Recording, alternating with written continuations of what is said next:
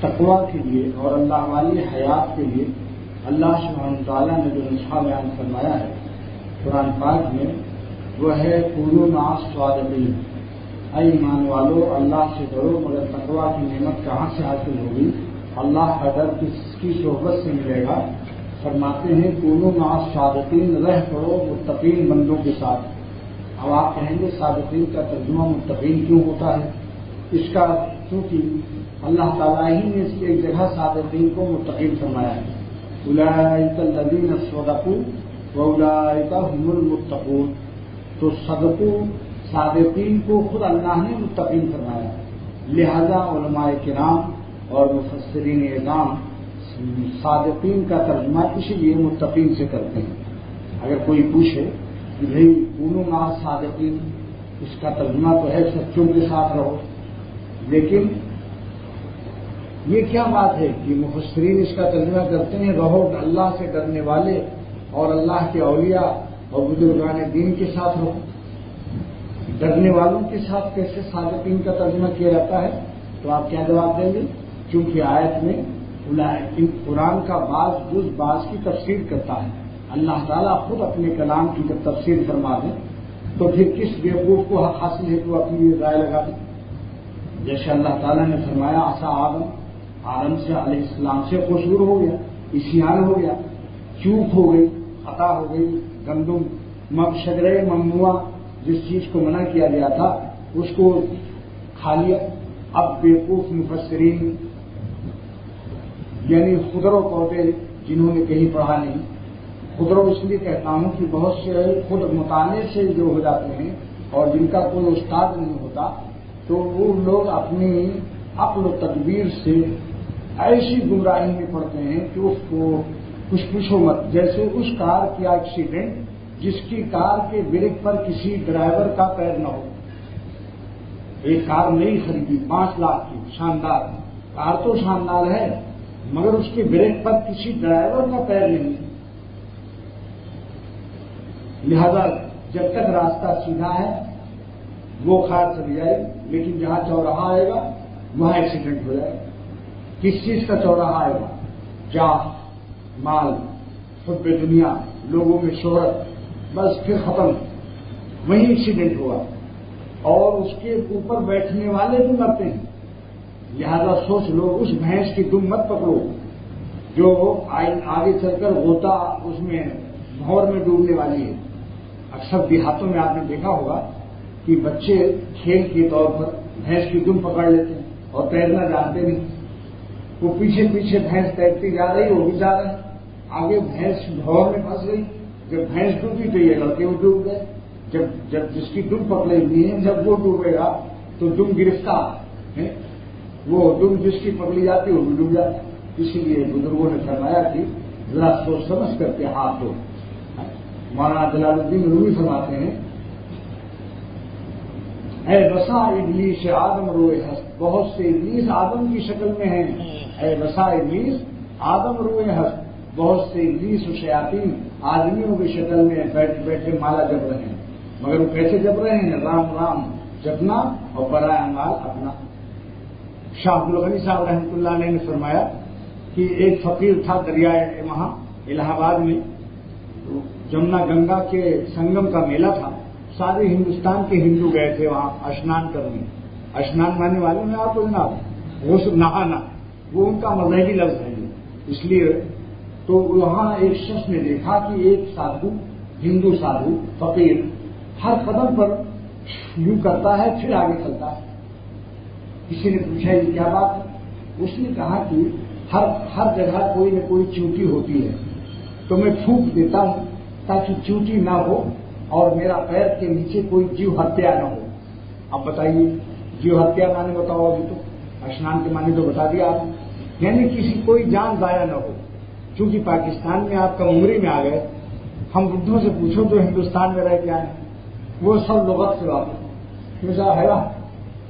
تو اس فقیر نے کہا کہ تاکہ جیو ہتیا نہ ہو، یعنی کسی جان کا نقصان نہ ہو، تو وہ بڑا متقد ہو گیا جو اتنا بڑا بزرگ ہے یہ کہ اللہ کی مخلوق پر، خدا کی مخلوق پر اس قدر اس کا خیال ہے، تو اس نے اپنی اس نے اپنی گٹھری سفر کی سامان کپڑا پیسہ اس کو پکڑا کر اس نے کہا آپ ایسے بزرگ آدمی ہیں سادھو ہیں اس کو سنبھالیے میں ذرا کہیں استنجا کر کے ابھی آ کے لے لوں گا.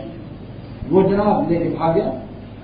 جو زمین پھونک کے چل رہا تھا وہ گٹھری لے کے 2-3 ہو گیا. جب آ کے دیکھا تو وہ فقیر غائب ہے. تب اس نے کیا کہا اس کی زبان سے یہ پورب کی زبان ہندوستانی زبان استعمال کر رہا ہوں ترجمہ کر دوں گا.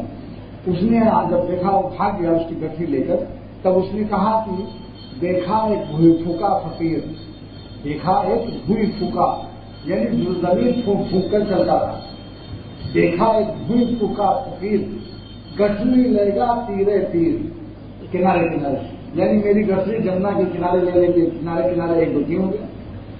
اس لیے مہاروی نے نصیحت فرمائی کہ اے بسا ابلیس آدم روئے ہست بہت سے ابلیس و شیطان آدمیوں کی شکل میں پس بہر دستے نبایت داد دست ہر شخص کے ہاتھ میں اپنا ہاتھ مت دے دو.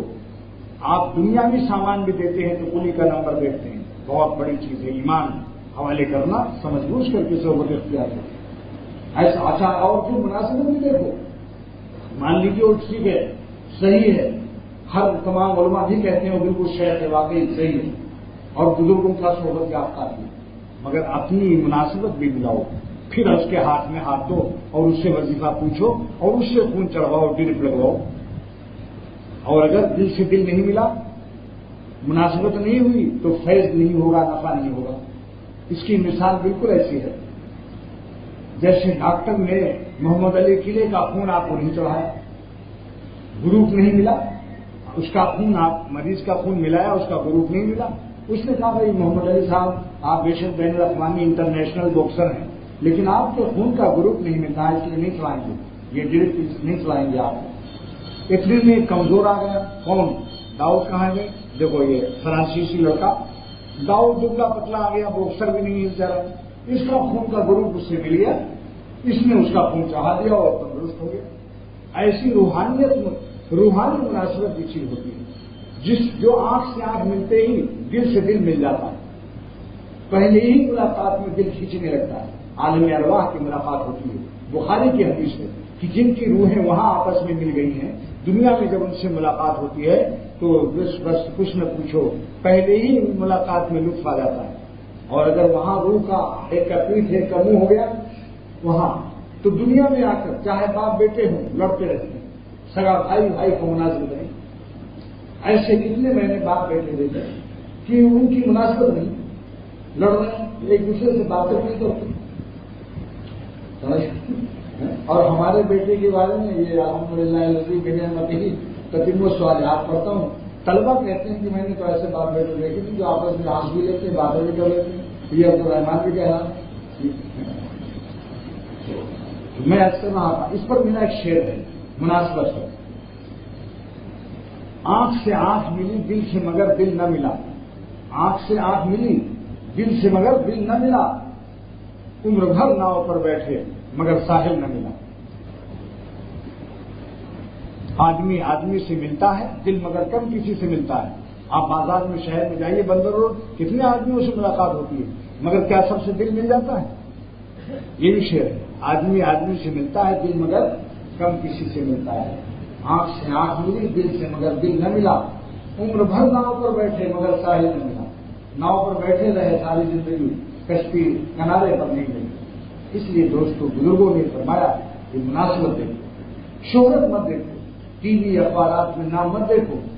مولانا رومی نے اللہ کو چاہا جاہ مت چاہو کہ ان سے تو ان کو تو کوئی نہیں شمس الدین تبریزی کو کوئی نہیں جانتا لیکن مولانا رومی نے ان کے ہاتھ پر بیٹھ کی جبکہ شمس الدین گمنام تھے. حضرت شیخ شمس الدین تبریزی کو دنیا نہیں جانتی تھی. مولانا رومی نے جب بیٹھ کی تب دنیا نے جانا کوئی بڑا شخص ہے جب تو اتنا بڑا عالم ان کے ہاتھ پر بیٹھ. یہ مناسبت بھی دیکھنا چاہیے اور اس میں جلدی نہیں کرنا چاہیے. آنا جانا رکھے چاہے 6 مہینہ لگ جائے سال بھر لگ جائے آہستہ آہستہ دیکھیں کہ دل میں میرے کیا تبدیلی ہوئی. دل میں اللہ کی محبت بڑھ رہی ہے گناہ چھوٹ رہے ہیں اس کی باتیں دل میں اتر رہی ہیں. بس آہستہ آہستہ محسوس ہو جاتا ہے کہ ہاں ہمارا کام یہاں بن جائے گا. دل بتا دیتا ہے جس سے دل ملتا ہے تو دل بتا دیتا ہے اور میرا اس پر بھی ایک شعر ہے کہ میرا دل ان کے دل کو اپنے دل میں، میرا دل ان کے دل کو اپنے دل میں عجب انداز سے چپکا رہا. یہ جسم کی بات ہی نہیں، دل ہی دل کی بات ہے. اور ایک شعر اور بھی یاد آیا کہ ایک مسجد میں نے بنائی ہے دنیا تصور میں اور دنیا مفروضہ میں، زمین دنیا میں نہیں ہے. وہ جسم کے اندر اولیاء اللہ کے ہوتی ہے. اس کا مٹیریل کیا ہے؟ لوہا سریا نہیں ہے. وہ درد دل سے مسجد بنتی ہے، یعنی اللہ کی محبت کا درد جس کے دل میں آ جائے اس درد سے وہ مسجد بنتی ہے. اس کا مٹیریل کتنا عمدہ ہے، اس پر میرا شعر سنیے. دوستو درد دل کی مسجد میں، دوستو درد دل کی مسجد میں. اب اس میں امام کون ملے گا؟ امام بھی نیو ٹاؤن یا دارالعلوم کا فارغ نہیں ہے. دوستو درد دل کی مسجد میں درد دل کا امام ہوتا ہے. یہاں امام دوسرا ہوتا ہے. عشق جس کا مقام ہوتا ہے، عشق جس کا امام ہوتا ہے، اس کا اونچا مقام ہوتا ہے.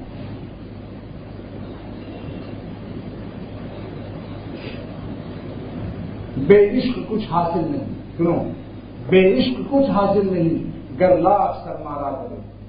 بے عشق کچھ حاصل نہیں گر لاکھ سرمارا کرے. اور عاشق جمال یار کا ہر لہجہ نظارہ کرے.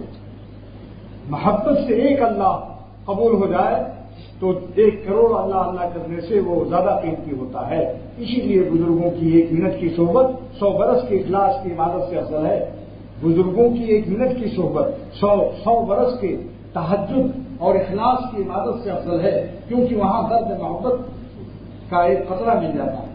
اس سے پھر جب اللہ نہیں ہوتا ہے تو وہ بڑا وزنی ہوتا ہے. میں آپ سے عرض کرتا ہوں، فرض کر لو حضرت صدیق اکبر رضی اللہ تعالیٰ عنہ تشریف لے آئے خبر سے، مدینہ منورہ سے آگے کراچی اس مسجد میں بیٹھے ہیں. انہوں نے ایک دفعہ کہہ دیا اللہ، اور آپ سب نے، ہم نے بھی کہا اللہ. کیا ہمارا اللہ ان کے ایک اللہ کو پا جائے؟ تعداد ایک ہے.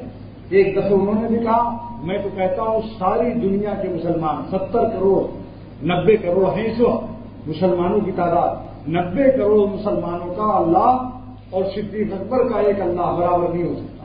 صدیق اکبر کا اللہ وزنی ہو جائے گا، کیونکہ اس درد و یقین و ایمان سے نکلے گا جو اس مقام سے ہمارا نہیں کر سکتا. یہی نعمت اہل اللہ سے لی جاتی ہے. لوگ کہتے ہیں بزرگوں کے پاس جانے سے کیا ہوتا ہے؟ بزرگوں کے پاس جانے سے درد محبت ملتا ہے. اللہ کے ساتھ تعلق ایسا جڑتا ہے، آنکھ کے آنسو ملتے ہیں، اللہ کی یاد میں رونا ملتا ہے، اللہ نکلتا ہے درد بھرے دل سے. یہی چیز حاصل کی جاتی ہے. یہی چیز صحابہ نے سینے نبوت سے حاصل کی، تابعین نے سینے صحابہ سے حاصل کی، تبع تابعین نے تابعین کے سینوں سے حاصل کی. حاجی ثناء اللہ پانی پتی تفسیر مظہری کا مصنف، تفسیر مظہری وہ کئی جلدوں میں ہے، لکھتے ہیں کہ احکام فقہ مغرب 3 رکعت، عشاء 4 رکعت، یہ سب تو کتابوں سے ملے گا، لیکن کس طرح سے سجدہ ہو، کس طرح سے رکوع ہو، کس محبت سے ان کا نام لیا جائے. فرماتے ہیں سینے درویشہ بات دوست، یہ درویشوں اور اللہ والوں کے سینوں سے ملے گا. یہ کون کہہ رہا ہے؟ کوئی جاہل کہہ رہا ہے؟ یہ وہ شخص ہے جو تفسیر مظہری لکھ رہا ہے. میرے پاس موجود ہے حاجی مولانا مرزا مظہر جانا کے خلیفہ تھے حاجی ثناء اللہ پانی پتی. تو یہ ہے کنما صادقین کہ اللہ والوں کے پاس رہتے ہو. پہلے 2 سال لوگ رہتے تھے، اس کے بعد 6 مہینہ رہنے کا ہو گیا. مولانا حاجی امداد اللہ صاحب 2 سال رکھتے تھے، اور متقدمین مولانا گنگوہی نے 6 مہینہ رکھ دیا. حکیم الامت نے 40 دن رکھ دیا کہ بھائی اب اتنا فرصت نہیں ہے لوگوں کے پاس. 40 دن کسی خانقاہ میں بستر ڈال دیں، مگر خانقاہ کے اندر اور نکلو مت. جیسے مرغی کا انڈا بار بار نکالو تو پھر وہ جان نہیں آتی.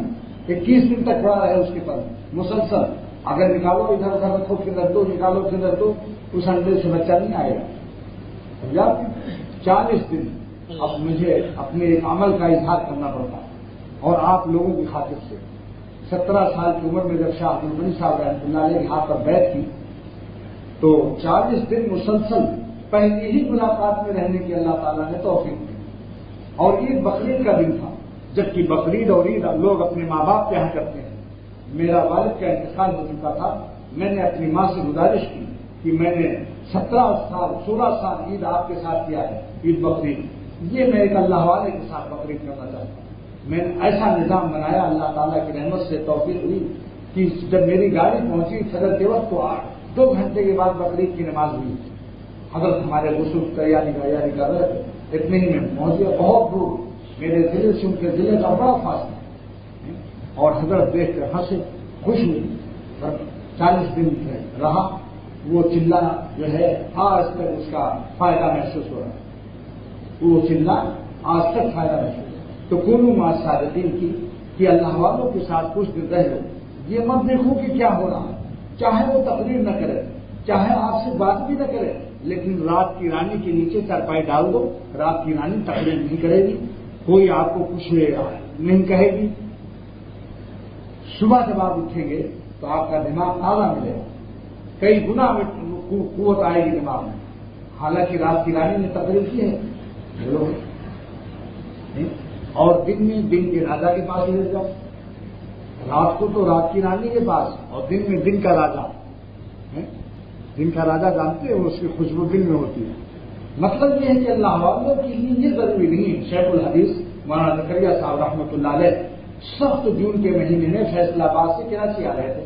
مفتی زین العابدین تبلیغی جماعت کے بڑے اہم آدمی ہیں، پاکستان کے اکابر میں سے. تو شیخ بیٹھے در سخت گرمی تھی، شدید لو چل رہی تھی. اتنے میں برف کی سلی فیصل آباد سے جلدی سے شہر سے منگا کر، برف کی سلی جانتے ہیں آپ، 2 من کی ہوتی ہے، اتنی بڑی اتنی موٹی، 2 سلی رکھ دی. تھوڑی دیر کے بعد وہ لو کی گرمی، جون کا مہینہ، سارا ڈبہ ٹھنڈا ایئر کنڈیشن ہو گیا. تب مفتی زین العابدین کھڑے ہو گئے اور تقریر کی کہ دیکھو کیا اس برف کی سلی نے کوئی تقریر کی ہے جو ڈبہ ٹھنڈا ہوا ہے؟ سب نے کہا نہیں، کوئی تقریر نہیں کی. پھر کہا کیوں ڈبہ ٹھنڈا ہو گیا؟ برف کی صحبت سے. فرمایا شیخ تقریر نہیں کرتے، بوڑھے ہو گئے، کمزور ہیں، لیکن شیخ بیٹھے ہوئے ہیں ڈبے میں. یاد رکھو اللہ کی محبت سے محروم نہیں رہو، ان کی صحبت حاصل ہے، سب کے دل ٹھنڈے ہو جائیں گے اللہ کے نور سے اور اس کے قرب سے. کیسی مثال دی. بعض لوگ کہتے ہیں اس شیخ پہ چپ چاپ بیٹھے ہوئے، شیخ الحدیث زکریا صاحب، ہم نے کیا فیض ہوا؟ بولتے ہی نہیں. پر میں بولنا ضروری نہیں فیض کے لیے، سمجھا؟ اگر مرغی بالکل خاموش رہے، انڈے اس کے پر میں ہیں، کوئی تقریر نہ کرے، لیکن 21 دن کے بعد بچہ نکلے گا اس میں، بولیے نکلتا ہے یا نہیں؟ یا مرغی تقریر کرتی ہے. ارے میاں صحبت کا مزہ کیا ہے؟ اگر صحیح ذوق ہو تو کسی اللہ والے کی ملاقات میں جنت کا مزہ آتا ہے. امام شافعی رحمۃ اللہ علیہ فرماتے ہیں جب سے مجھ کو پتا چل گیا کہ جنت میں دوستوں سے ملاقات ہوگی تو مجھے جنت کی خواہش پڑ گئی. یہ تفسیر ہو گئی ایک آیت کی. اب ایک حدیث بہار ہم کھولو سب وہ حدیث نکالے جس میں یہ ہے ساتھ کیا کیا کن کن چیزوں کا ثواب جاری رہتا ہے. آدمی مر جاتا ہے لیکن کن کن چیزوں کا ثواب اس کو پارسل پہنچتا رہتا ہے. وہ اعمال رسول خدا صلی اللہ علیہ وسلم بیان فرما رہے ہیں کہ آدمی تو قبر میں لیٹ گیا لیکن اس کو دنیا کا ثواب، دنیا سے ثواب کا پارسل پہنچ رہا ہے. وہ کیا کیا اعمال ہیں مختصر. اب تو آیت میں تو دیر لگے گی، اب اس میں دیر نہیں لگے گی کیونکہ مجھے بھی میں چاہتا ہوں زیادہ لمبا نہ ہو. بعضوں کو چائے پینے کی عادت ہے، کسی کو نہیں، تو بعضوں کو دکان کھولنے کی ہے. آپ سنیے اللہ صلی اللہ علیہ وسلم ان مما يلحق المؤمن من عمله وحسناته بعد موته. مومن کو جو چیزیں موت کے بعد ملتی ہیں اس کے عمل سے اور اس کی نیکیوں سے، وہ کیا کیا چیزیں ہیں، یعنی مرنے کے بعد کیا کیا ثواب پہنچتا ہے. کیونکہ آپ مردہ تو قبر میں نماز نہیں پڑھ سکتا، مردہ تلاوت کر سکتا ہے، ساری چیزیں ختم، عمل کا دارالعمل ختم. اب دارالجزا بدلے کا عالم آ گیا ہے، دارالجزا وہاں تو بدلہ ملے گا. لیکن چند چیزیں ہیں، فرماتے ہیں سرور عالم صلی اللہ تعالی علیہ وسلم کہ چند ایسے عمل ہیں کہ اگر تم اس کو کر لو تو مرنے کے بعد یہ ثواب کا پارسل پاتے رہو گے. حدیث میں ہے کہ قیامت کے دن ایک شخص کے نام اعمال میں بڑی نیکیاں ملیں گی. وہ کہے گا اللہ میاں یہ نیکیاں تو میں نے کی نہیں، یہ کہاں سے آ گئی؟ اللہ فرمائیں گے کہ یہ تمہارے نیک بیٹے، نیک اولاد جو تھی جن کو تم نے حافظ یا عالم بنایا تھا، وہ تلاوت کر کے تم کو پہنچاتے رہے، یہ ان کی نیکیاں ہے۔ اولاد نیک ملنا بھی بڑی نعمت ہے۔ ربنا آتنا فی الدنیا حسنہ کی تفسیر میں ہے نیک اولاد کا مل جانا۔ نمبر 1 کیا ہے؟ علمن علمہ، اور دوسری روایت میں ہے علمہ، دونوں جائز ہیں۔ یہ ہے مرقات۔ علمن علمہ بھی جائز ہے بالتخفیف، وفی نسخۃ بالتشدید، یعنی علمہ بھی جائز ہے، علمہ بھی جائز ہے، یعنی وہ علم جو اس نے اس کو سیکھا۔ اچھا، وہ نشرہ وہ ہوا من التعلیم، اور وہ تعلیم سے زیادہ اہم ہے، کیونکہ اگر علم کو اس نے سیکھا اور نشرہ کے خالی آگے علمہ ہوتا، جو سیکھے ان کو آگے سکھائے، لیکن نشرہ میں جو خاص بات محدث مدخات ملا علی قاری لکھتے ہیں کہ نشرہ کے معنی کیا ہے؟ یہ نہیں فرمایا کہ سکھائے لوگوں کو، بلکہ نشرہ فرمایا۔ کیا مطلب کہ علم کو نشر کر دے، اس میں تصریح آ گئی۔ کتاب لکھ رہا ہے اور وہ مر گیا، قیامت تک وہ کتاب چھپ رہی ہے، اس کی روح کو ثواب پہنچ رہا۔ ایک بات ہے اخلاص سے لکھے، وہ بجا کی نہیں میری واہ واہ ہو، آ تو ہو، واہ واہ نہ آنے پائے کبھی، واہ آئی اور واہی آئی، تباہی آئی اور بربادی آئی۔ بعض وقت شیطان واہ واہ دل میں ڈال دیتا ہے کہ بھائی تو مسجد بنا دو، لوگ کہیں گے واہ واہ شیخ صاحب کیسے، تعریف کے لیے مت کرو، اللہ کے لیے کرو۔ تو نشرہ کے معنی لکھتے ہیں وہ ہوا عام من التعلیم فإنه يشمل التعلیف ووقف الکتاب، یعنی جو شخص کہیں کتاب دینی وقف کر دیتا ہے۔ دیکھا بھائی طلبہ پڑھ رہے ہیں، پوچھ لیا بھائی طلبہ کو کچھ کتابیں تو نہیں چاہیے، محتمین نے بتا دیا، انہوں نے کتب خانے سے خرید کر کے وقف کر دیا، یہ بھی اسی میں شامل ہے۔ اس کا ثواب بھی مرنے کے بعد اس کو پہنچتا رہے گا۔ دیکھو کتنی اللہ، یعنی شریعت نے کتنی آسانی دی کہ ایک تو عالم ہے وہ تصنیف کر رہا ہے، اب بیچارہ جو عالم نہیں ہے تاجر ہے، اب اس کو کیسے موقع ملے گا؟ لکھتے ہیں ملا علی خانی وہ کتاب خرید کے وقف کر دے، محتمین سے پوچھ لے آپ کے طلبا کو کن کن کتابوں کی ضرورت ہے، اس میں سے جتنا اس کو حیثیت توفیق ہو وہ وقف کر دے۔ تو یہ 11 جلدوں کی شرح سے میں سنا رہا ہوں، یہ 11 جلدوں کی شرح ہے، ملا علی خانی رحمۃ اللہ علیہ مشکات کے شارح ہیں، قبر ان کی مکہ شریف میں ہے، یہ بھی سوال لیجیے۔ فرماتے ہیں یا تو کتاب وقف کر لے یا تصنیف و تالیف کر لے اگر عالم ہے، اگر عالم نہیں ہے تو اللہ نے دنیا دی ہے، اس کو پیسہ دیا ہے تو وہ محتمین سے مشورہ کر کے کتاب وقف کر دے کہ آپ کے طلبہ کیا کیا کتابیں پڑھتے ہیں، میں یہاں وقف کر دوں، اس پر مہر لگ جائے مدرسے کی تاکہ بیچا نہ جا سکے، قیامت تک وہ کتاب سے اس کی روح کو ثواب ملتا رہے، اور 1,00,000 2 لاکھ نہیں لگے گا، کبھی 100-200 روپئے سے بھی کام بن جاتا۔ مثلا یہی کتاب ہے، یہ کتاب 100 روپئے کی ہے، مشکل سے 15 کی ہوگی، کتنی بھی ہوگی اللہ سے 8-10 روپئے کی 15 کی ہوگی۔ مطلب یہ کہ اللہ تعالیٰ نے ہر غریب امیر کے لیے راستہ کھولا ہے زر مبادلہ کے لیے۔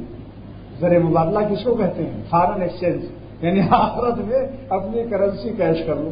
آگے چلیے، وَمُوَلَدًا صَالِحًا، اور اگر کسی کی اولاد صالح ہے یعنی مومن ہے، اے مومنن یعنی ایمان والا، ولدن صالحا اے مومنن، سبحان اللہ، تو اگر نیک لڑکا چھوڑ دیا تو وہ نیک لڑکا بھی وہی ثواب پہنچاتا رہے گا، کیونکہ کوئی مومن اس میں صالح کی بھی قید نہیں، ہر مومن چاہے گنہگار بھی ہو۔ دیکھو ملا علی قاری نے ولدن صالحن کے آگے مومنن لگا دیا، یعنی اگر مومن بھی ہے تو بھی اپنے باپ کے لیے کچھ نہ کچھ کرتا ہے، چاہے خود گنہگار ہے، کچھ نہ کچھ صدقہ خیرات کرتا ہے، نہیں کرتا ہے۔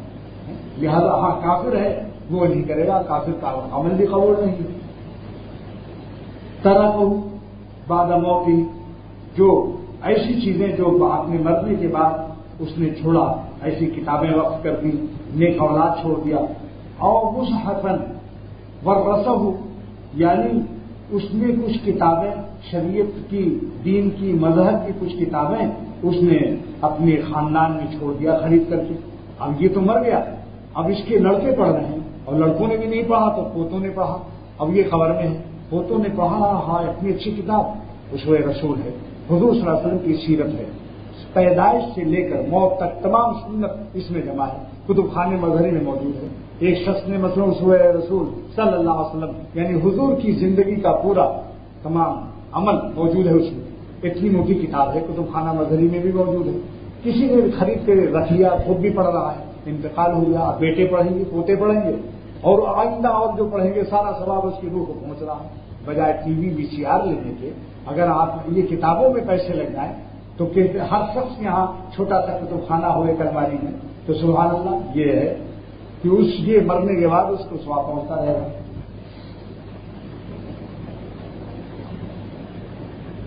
اس کے بعد یا تو او مسجد بناؤ، دیکھو بھائی مصحفاً ورثہ کی تفسیر سمجھ لیا، یعنی کتب علوم شرعیہ، اس سے خالی قرآن علوم نہیں ہے، بعض ترجمہ ہوتا ہے قرآن سے نہیں، شریعت کی کوئی کتاب کے وقت کر دو سب میں شامل ہیں، کتب علوم شرعیہ بھی اس میں شامل ہے.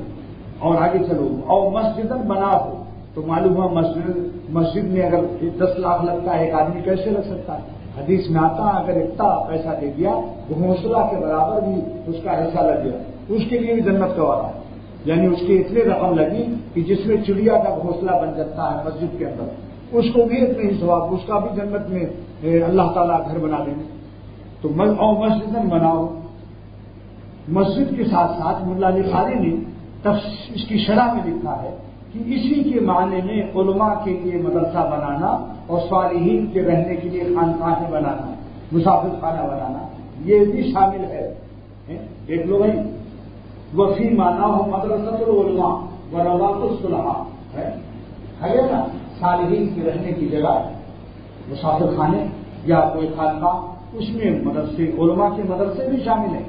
اور بیتن لابن السبیل، یا مسافر اور مسافروں کے لیے کوئی مسافر خانہ بنا دیا،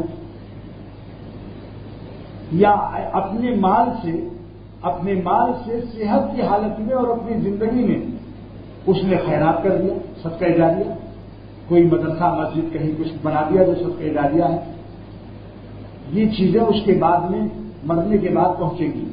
من مالی فی صحت ہی و حیات ہی، صحت اور حیات کی قید لگا دی کہ اپنی تندرستی میں اور اپنی حیات میں. تندرستی کی قید اس لیے لگا دی کہ جب صحت اچھی رہتی ہے تب آدمی خرچہ نہیں کرتا، جب مرنے لگتا ہے تب سوچتا ہے بھائی جلدی جلدی کچھ کرو. اس لیے زندگی میں اور صحت میں دے دے. لیکن آگے ملا علی قاری نے ایک مسئلہ اور بتا دیا، اس کو سن کر بس آج کا مضمون ختم ہے. وہ کیا ہے کہ اگر صحت میں بھی نہیں خرچہ کیا، اپنی حیات میں مرنے سے پہلے وصیت کر دیا، وہ بھی شامل ہے اس کے اندر. کیونکہ وصیت تہائی مال میں جائز، تہائی مال مثلا 3 لاکھ چھوڑا تو 1 لاکھ کی وصیت کر سکتا ہے کہ بھائی میں تو مر رہا ہوں، اب 1 لاکھ روپیہ ہمارا مدرسے مسجد میں ڈال دو. یہ ملا علی قاری نے اس کی تفصیل کری. آپ لوگوں نے آج مشکات کی شرح میں آپ سے سبق پڑھ لیا ہے. بس واخر دعوانا الحمدللہ.